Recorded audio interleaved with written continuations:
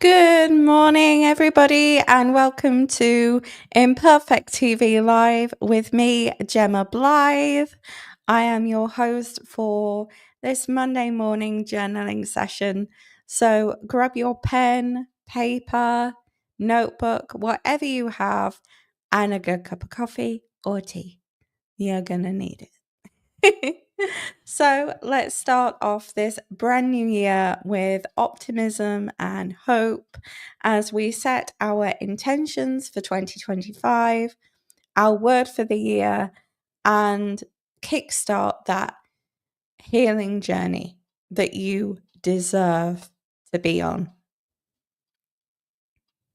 So, without further ado, today we are going to learn about the one word intention of the year and what that could possibly mean without any pressure.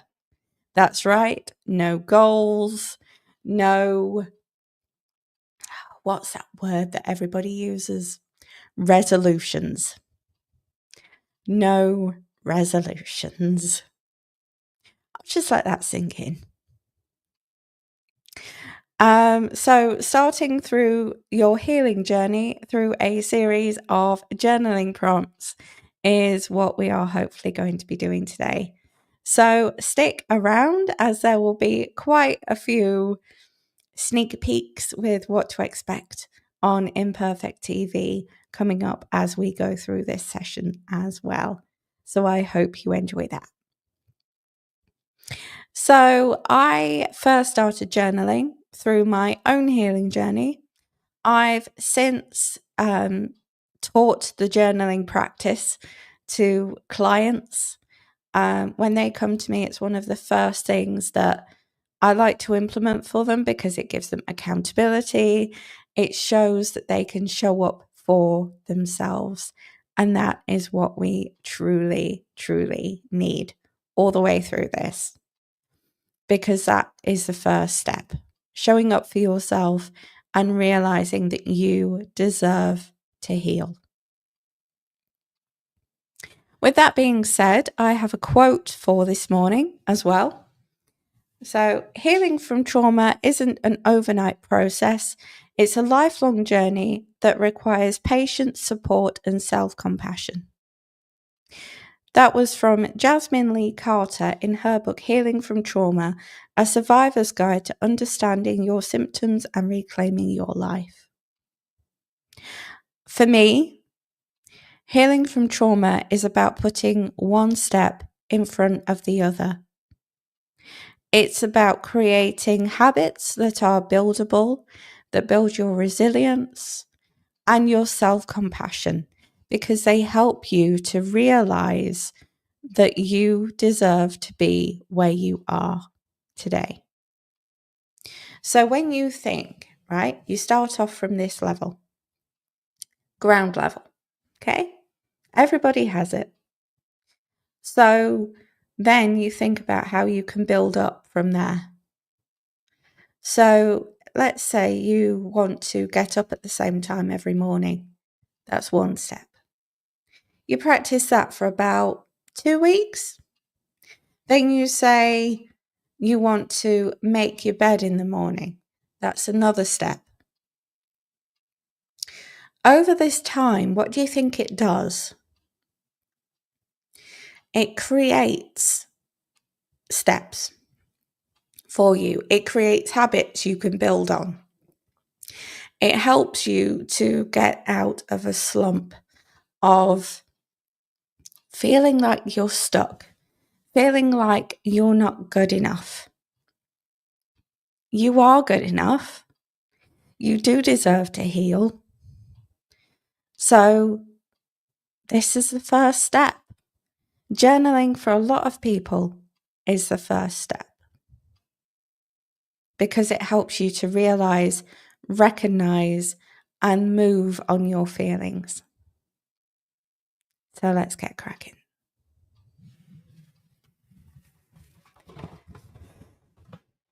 So, without further ado, don't forget, as always, You can journal along with me. There will be journaling interludes with nature sounds and all that good stuff. Or you can pause this if you're watching on YouTube and journal while it's paused so you can take the amount of time that you need to. Okay? So, for the first journaling prompt, then, when have you downplayed your traumatic experiences? Write about if and when you have. This is so common because I'm guilty of it myself. I don't know a trauma survivor who doesn't feel like they're guilty of it because it's something we do because we are constantly filled with shame, guilt, and a lot of that is suppressed. And a lot of it is we struggle with self-validation, which is what leads to the downplaying of traumatic experiences because we don't have that reassurance in ourselves. So we have to build that reassurance within ourselves. And the key thing to remember is while you're going through this thought process this morning is to remember that you are not responsible for what happened to you. Okay? This is a safe space. You can take as much time over this as you need. Okay? So I'm just going to put on a little bit of music, shut up, and leave you to journal for around 2 minutes. Okay?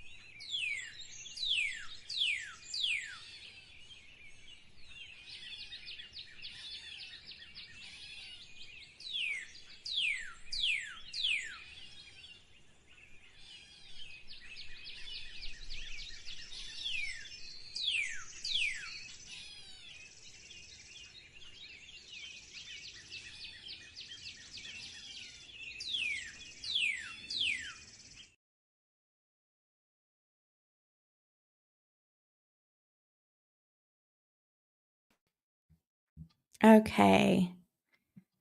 So that one can be such a difficult one because it encourages reflection, but quite tough reflection. But just know you can go easy on yourself. Do not beat yourself up. This is not for that. It's just simply to allow yourself to realize when and why and how you do certain things. So you can get used to tracking your thoughts, your behaviors, and your actions. Okay, so it's time to look forward. So, what would you like 2025 to look like for you when it comes to healing? There are so many different things that so many trauma survivors deserve. So, it might be self-compassion, it might be self-care, time to yourself, to heal, to reflect. Maybe you want to, I don't know, have a regular journaling practice. Maybe you want to explore dating again and what that could be like to trust somebody again. Or maybe you want to practice less avoidance of certain situations because we do it. We practice avoidance because they're things that we don't want to do. They're things that we don't feel in control of, so we don't feel like we can do those things. It's about exploring what that can feel like for you. So maybe write down a few points of what you would like your healing journey to look like. What would you like to include more of in your healing journey? That is crucial for you. So I'm going to put that prompt up on the screen and play the little birdies. Again, I hope you enjoyed that.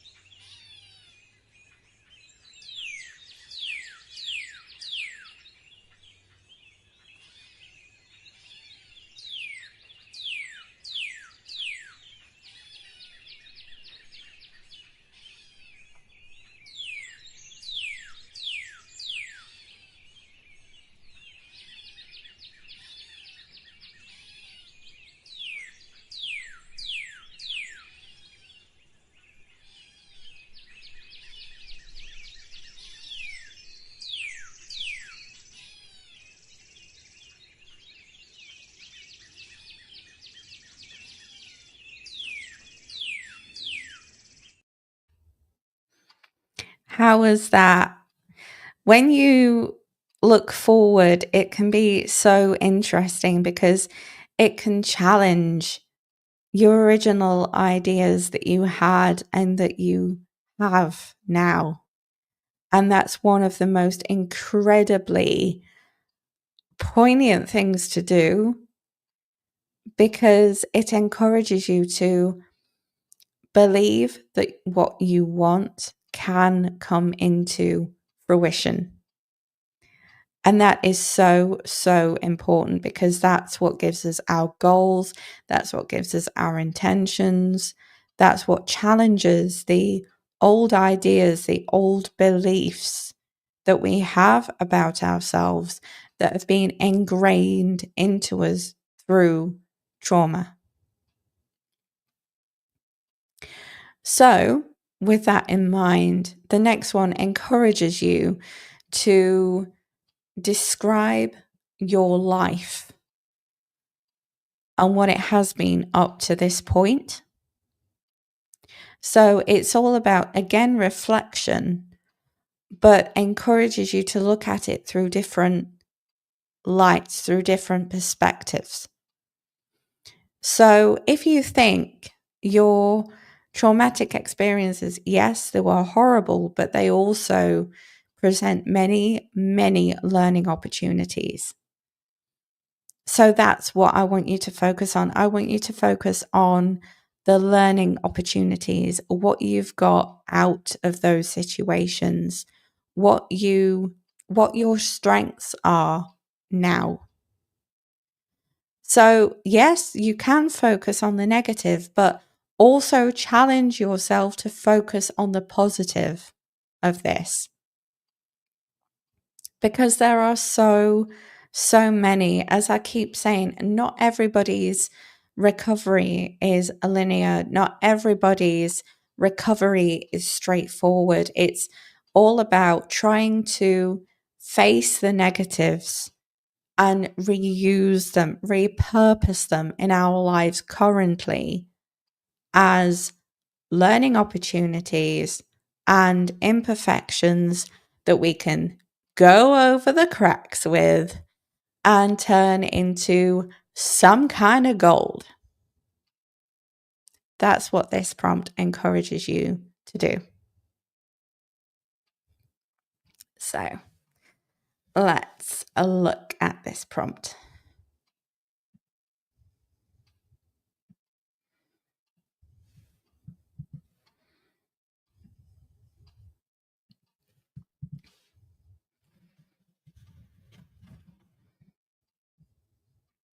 So I will put the birdies on again. I love being able to do this. And away we go.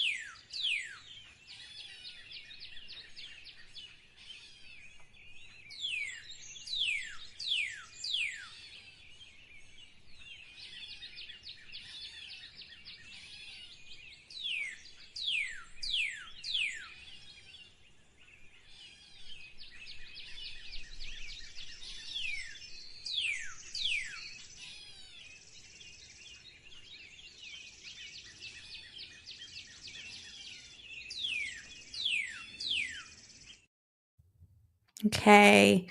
So, how was that? Did you find that challenging?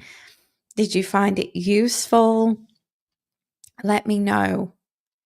Because it can be so good to embrace the two different sides of what life looked like at one stage and how we thought it looked, how we knew it looked for us, and then looking at it and almost reflecting and being, yeah, it was bad, but I can take this from it, that from it, and the other from it, and know that I can use those in my life now.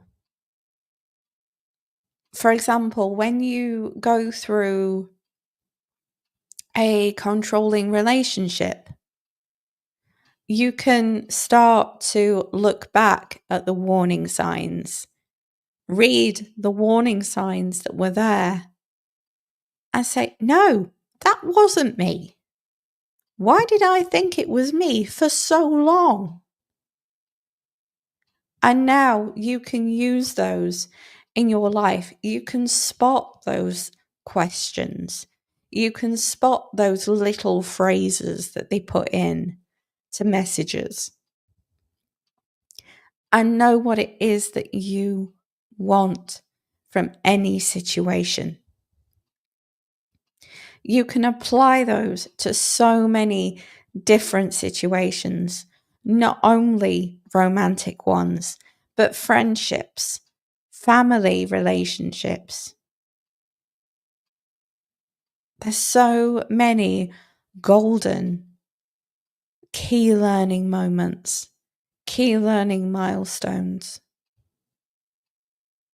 So we're moving on now to my favorite part, because as many of you know, or as some of you may know. The word that I chose for last year was blossom. And you can see me reflecting on that in my Life with Gemma Blythe channel, because I want to reflect on that. That's important to reflect on. But now it's your chance to write one word or a one positive adjective that you can use to carry on, not only as your word of the year, but as your intention for the year. It's what you want for the year. It's what you are in control of for the year. I've picked my word for this year. And it's courageous, because I don't want to say no to exciting things, to opportunities that I would have once said no to, either because of anxiety or positions it would potentially put me in.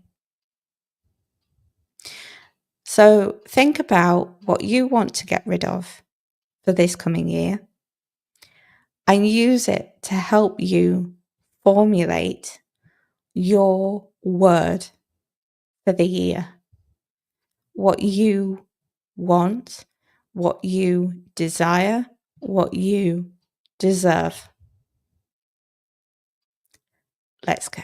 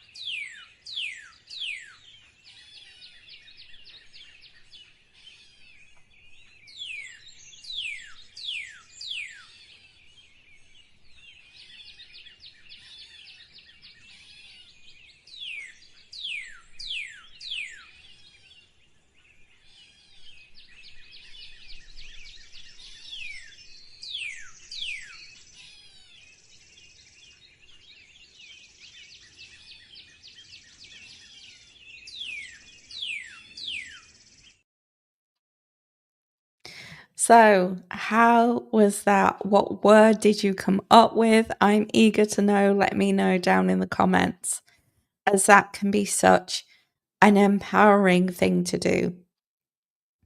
Not only that, but it works without putting any deadlines in. It works without pressure. It works with you just setting your values to that one word, which can be so powerful. So, let me just get rid of that. So, looking back over the session, you've looked back over your past experiences. You've reflected on those past experiences, and you've taken into account the emotions you feel now. Then you've looked at 2025 and what your healing journey is going to look like for you now. Then you described your life, both the positive and negative points. And then you were putting a positive spin on it by coming up with your word for the year, your powerful word that set your intentions and your behaviors and actions for the rest of the year. And not only that, but because you've done that, it encourages you to be more mindful and take into account the different things that you may think and the different things that you may feel throughout the year and throughout tough times. And it should let you know and remind you that you are worthy of whatever you deserve out of life. Because I cannot tell you how much better that feels once you believe in yourself and what you can do. So I invite you now to join me next Monday. Similar thing, different topic. And I will see you again on Friday this week for something completely different. I'll leave that with you. So thank you so much. Share this. Share the results you got from this. And I hope you realize how powerful and how strong you are.